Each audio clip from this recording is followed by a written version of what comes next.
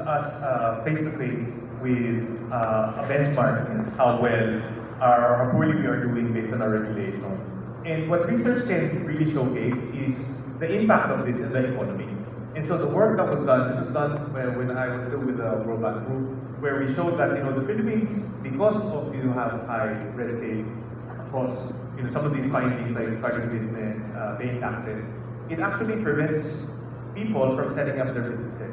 And therefore, we have such a low level of entrepreneurship precisely because of this. So I think research is able to tease these issues out. But at the same time, I think it also helps us and advocate why it is important. So we talked about how the joint memorandum circulars on cell towers actually help expand cell tower coverage in the Philippines, right?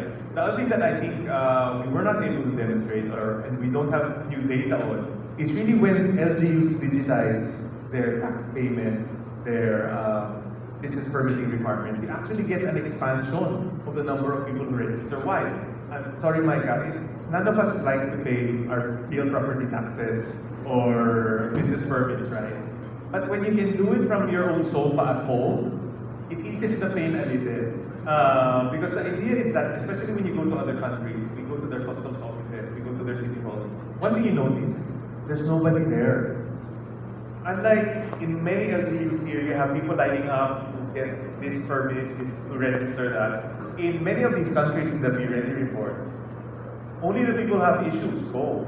90% of clients, whether you're a company or a person, you don't have to go to the LGU. Why? Because a lot of these services have been made digital.